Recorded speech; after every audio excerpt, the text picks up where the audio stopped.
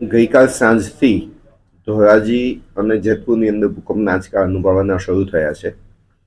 આ સંજોગોની અંદર આજે વહેલી સવારે પણ ભૂકંપના આંચકા અનુભવવામાં આવ્યા હતા અને મળતી માહિતી મુજબ ઉપલેટા અને ગોંડલમાં પણ ક્યાંક ક્યાંક એવી અસરો થઈ હોય, પણ એને વ્યાપક પ્રમાણમાં ઉપલેટા અને ગોંડલ તાલુકામાં એ અસર નથી. મેક્ઝિમમ અસર ધોરાજી અને જેતપુર ખાતે છે.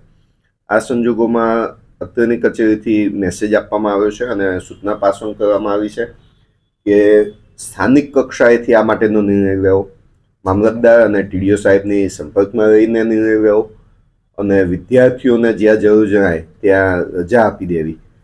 અત્યારે હાલ બંને તાલુકા કક્ષાના અમારા અધિકારીઓ સાથે વાત કરતા જાણવા મળ્યું છે કે ધોરાજી અને જેતપુર બંને તાલુકાઓની અંદર બાળકો માટે રજા આપી દેવામાં આવી છે.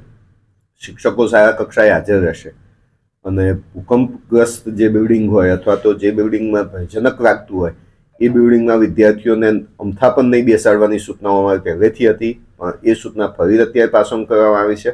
કારણ કે આ જો ભૂકંપના જે આંચકા આવ્યા છે એમાં કોઈક બિલ્ડિંગને ક્ષતિ થઈ હોય તો એનો સર્વે પાછળથી અમે કરાવીશું, પણ આજની તારીખે પણ જો એવું લાગતું હોય તો એ રૂમોમાં વિદ્યાર્થીઓને હવે પછી નહીં બેસાડવા એવી પણ સૂચના પાસ ઓન કરવામાં આવી છે. આજની આ દિવસ પૂરતી તો રજા બંને સ્કૂલોમાં જાહેર થઈ ગઈ છે, પરંતુ અમારી જે આજની સૂચના છે એ મુજબ કે જ્યાં સુધી ભૂકંપના આંચકા કે આવી કુદરતી આપત્તિ કોઈ પણ હોય એ સંજોગોમાં સ્થાનિક કક્ષાએથી એમને નિર્ણય લેવા માટેની પણ સત્તાઓ આપી દેવામાં આવી છે. કદાચ કોઈ આચાર્યને પણ એવું લાગે કે મારી શાળામાં ભૂકંપના આંચકા અત્યારે વધુ અનુભવાય છે સ્થાનિક રીતે અને વિદ્યાર્થીઓ ભયજનક સ્થિતિમાં છે, તો ત્યાં પણ વિદ્યાર્થીઓને રજાઓ આપવાની સત્તાઓ સ્થાનિક કક્ષાએ આપવામાં આવેલી છે.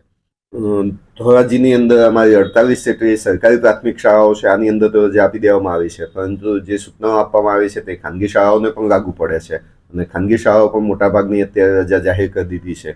જેતપુરની અંદર ટોટલ 70 જેટલી નગરપાલિકાની 14 અને અમારી જિલ્લા કક્ષાની 56 શાળાઓ છે. આ 70 શાળાઓમાં રજાઓ જાહેર કરવામાં આવી છે અને જેતપુરની અંદર સ્થાનિક જે શાળાઓ છે ખાનગી શાળાઓ એમાં પણ ઘણી મોટાભાગની શાળાઓએ રજા જાહેર કરી દીધી.